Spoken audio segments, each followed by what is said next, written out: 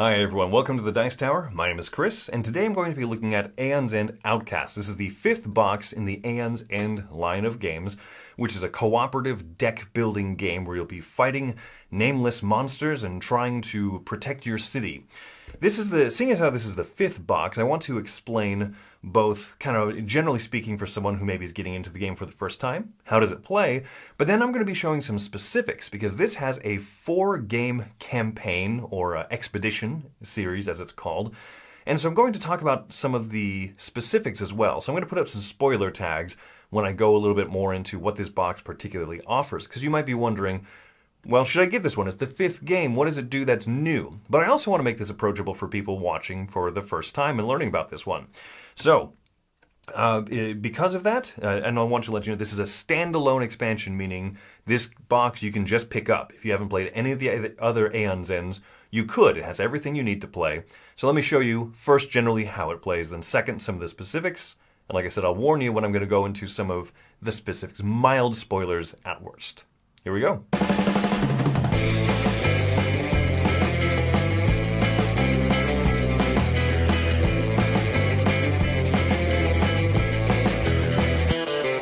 So here's the setup for a 2-player example game of Aeon's End Outcasts. Now, this is a large shot, but I'll also try to zoom in onto specific areas so you can kind of see more of the specifics and follow along better. Each player will be given a particular mage who has different abilities and some different starting hands and decks of cards. In front of each mage, sometimes they'll also have special relics or special unique abilities, or they all have unique abilities, sometimes with extra tokens. But also, in front of every mage will be these breaches. These are the most important part of the game. This is where you'll be casting your spells from. But you can only cast a spell from an open breach, or a breach that this turn you turned, getting it prepared to open. Eventually, you can spend money to open your breaches all of the way. And you can open them up in any order, but the higher value ones are best because they will deal additional damage in the spells that you cast out. Now, everyone has a starting hand of cards, in this case with our mage here, Takrin. He has 3 crystals, which is the money of the game. He has an esoteric amplifier, which is a unique gem that only he has in the game, and then a spark, which is the basic spell card. You'll see a very similar thing over here with Zana, however, she might have some twists, some change-ups. She has different types of tokens. She only has 3 breaches, she has no level 1 breach, and she has a different starting hand of cards and a different deck composition and different player abilities. This over here is the market of cards that we'll be purchasing from. They are 9 little decks, 9 stacks of cards that are made up of 3 gems, which is the money of the game, 2 relics, which are special use abilities, and then 4 spells. And the spells are what gets prepped to your breaches and then cast. Up here we have the Nemesis. Every Nemesis has their own special setup instructions and different ways of playing, but generally each Nemesis will have a certain amount of health that you're trying to reduce. They have an own deck of cards that you'll be fighting against. They'll be revealing one every turn, and if they have any cards that are outshowing, they will activate those before they reveal a new card.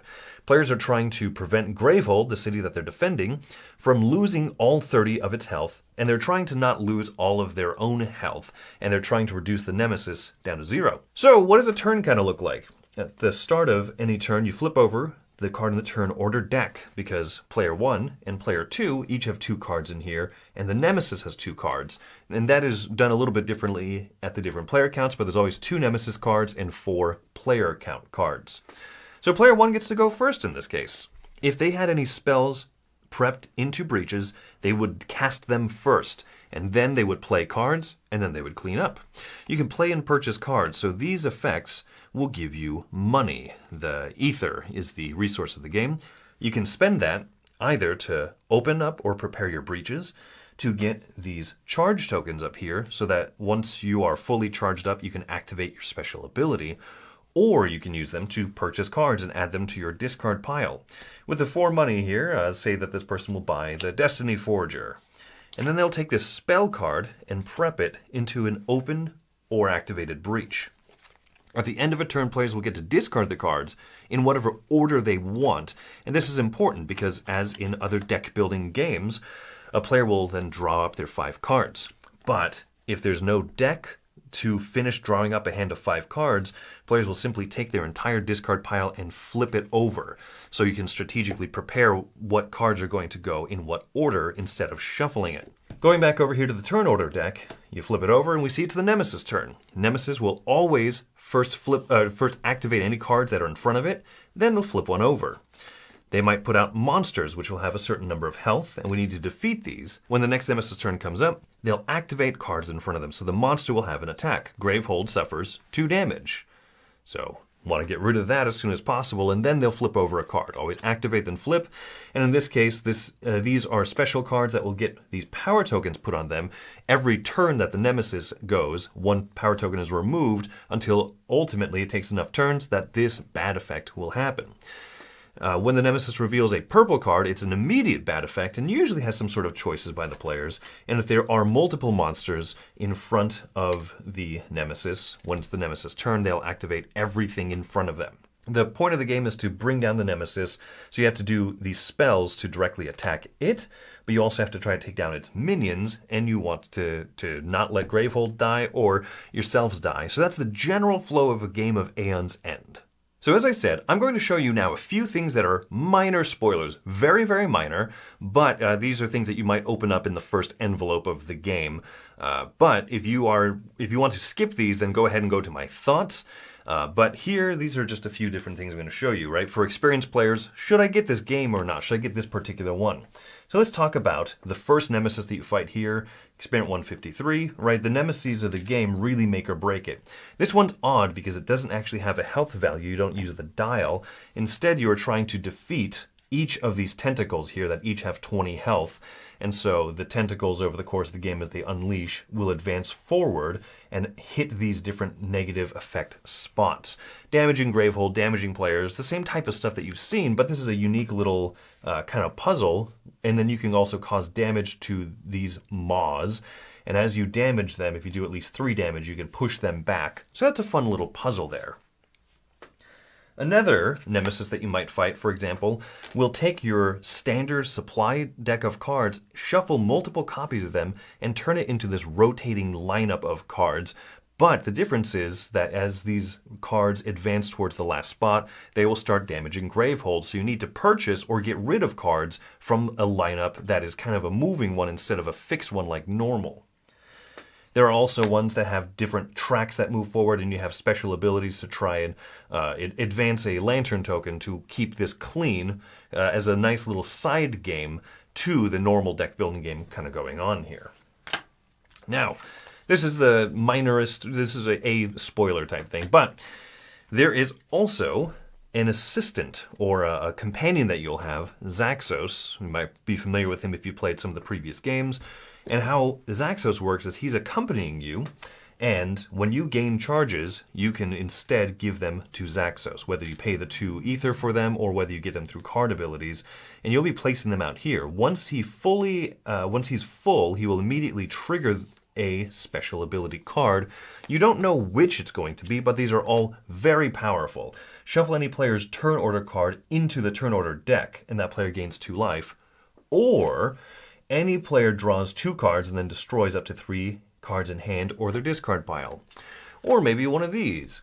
Any player opens a breach, gains 2 charges, and gains 2 life. These are just very, very powerful cards that you don't have control over, but you'll 90% of the time at least appreciate whatever they have. As I mentioned, this is one of the expedition sequence games where I believe the previous expansion did this as well, and so you'll get treasures as you finish each game. The starting treasures are replacement cards for your starting hand, and so this will make each of your mages a little bit more unique from each other. There will be level 2 treasures that you'll get, which are going to be, you choose one of them and you set them out, and they will permanently make your whole team a little bit different, a little bit more special. And then the level 3 treasures are going to be cards that each of you gets to pick one, and then that's just a special ability that you have that nobody else has. There's also going to be this is a curse deck. A lot of the Nemesis cards are going to cause you to get curses. So, and they will specify whether you get a cursed shard, which keeps staying on top of your deck. Every time you spend it, it goes back onto your deck unless you trash it. Or cursed manacles. which allows you to gain a charge but suffer damage. And there's a few different curses that come in this deck as well, which will keep haunting you over the course of the game. And so that's all I want to show that's fairly innocuous, but gives you a better idea of what's in the box. So what are my thoughts on Aeon's End Outcasts? This is a unique and an interesting one, right? Because I've played the original Aeon's End a lot. I've also played the Legacy game, and I've played some of the expansion content. This is the first time that I've gone through one of the Expedition series. It is a 4-game campaign, essentially, where you'll get a little bit and level up each round. And I think that this game does it pretty well, where it'll introduce new things, new concepts to you. And I really like that growth. I do like that growth a lot. There's also a lot of cards that you'll get after you finish all 4 of them, that new types of cards, new gems, new crystals, new spells that you didn't get access to as you kind of leveled up through it. So you have plenty of content in the box. You're not getting shorted unique cards. If you just want this as an expansion, if you just want more stuff and you don't want to do the little 4-game campaign Expedition series, you can just tear everything open. That's totally fine. So I think that's good, right? And it's fun to have a little of an expedition, and they say that you can even reset the expedition, and you can introduce nemesis and the breach mages and stuff from other boxes and go through that again. I don't think that I will. It's fun that it's there if I want it, but I'd rather, now that I've kind of gone through all the games, I'd rather just play it. Play a session of it and not feel like, oh, I got to get to the next session. But I'm going to use some of those treasures. I'm going to use some of those things that were included. Some of the things that make you level up from one game to the next. So I like what's in this box. I had plenty of fun with it. I like you start with 4 mages, and maybe there's more mages in the envelopes that you open. I won't say. But I like the mages in this game, and I think that a lot of them feel more unique from each other than the earlier boxes of this game did. That's one of those things with the deck building game. As you get into its 5th expansion, you start to worry, is it going to get too off the wall or too weird? And I think that there's an idea with 2 of the starting mages where 2 of them are related. Not related, sorry. They're the 2 of them have a special bond with each other, that type of relation with each other, and I think it's cool that this is an intimate relationship that's represented mechanically by the cards. Some of the cards will allow another player at the table to discard a card from their hand. That's normally not good in a card game, right? But a lot of some of the starting cards that these 2 breach mages have a benefit when that card gets discarded. But it's a good choice because you also want that card in hand, but you get a benefit when you discard something. And if you discard something, then the other person, the one that allowed you to discard it, gets something. So there's some new mechanical stuff that I haven't seen in other Aeon's End nor other deck building games before, which I think that's great. I like that they're continuing to innovate. It's a fun game. It really is. In general, like Aeon's End, I like that each session is just a big boss battle. You never feel like you're going through and let's play the mission now where you fight, 100 small monsters. No, you're always fighting a big person, and then they also summon out some of these little ones. There's a few twists in here that I thought were really clever, and I'm surprised that these nemesis still feel unique. I'm surprised that these breach mages still feel unique. There's a lot of boxes into this series, and I'm still having fun with it. Now, as for a first-time player, if you've never played Aeon's End before, is this a good jumping-on point? I don't think so.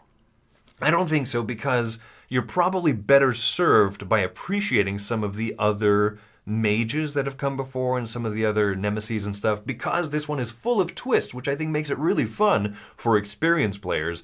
But if you're a new player, not that it's too difficult, but there is maybe a little bit more upkeep on some of these types of things, and it's a little bit easier to forget, we get that treasure card. Do we remember to activate? Oh, hey, this little side thing over here. Did we remember to activate him, right? So there's some of those things. And it makes sense that this is a bit of a progression in the game. In fact, there's a storyline to this. And so even for that reason, if you are a new player to the game and you care about story in your games, you're better served by first playing Aeon's End Legacy. Both mechanically, because Legacy introduces some of the mechanisms too slowly and then lets you jump up, but also story-wise, if you like story in your games, and the story is better in this one than in Aeon's End Legacy, but at least Aeon's End Legacy kind of sets up the narrative that's kind of shaped the arc of these later boxes. Overall, I think it's really good. I think it's really good, mostly for experienced players. But is there any reason that someone couldn't enjoy this as their first box? No, not necessarily. But I would still say start somewhere earlier, either a base box, like the first or the second one, or the Aeon's End Legacy. I would probably recommend kind of most for a first-time player. As for me, rating-wise, I'm going to give this one an 8.5. That's the Seal of Excellence. I really like this one. Now, you don't have a basis for my other box scorings, which would be a little bit higher than this. I think that there's a few things that make me say, while this is still an excellent game, really, really recommend it, I might say, I kind of like some of the other... I enjoy fighting some of the other Breach Mages a little bit more than these ones. These ones have some specificity, but there's a lot of fun. So I don't really have much negative to say about it. But I do know that there is an upcoming Aeon's End Legacy box.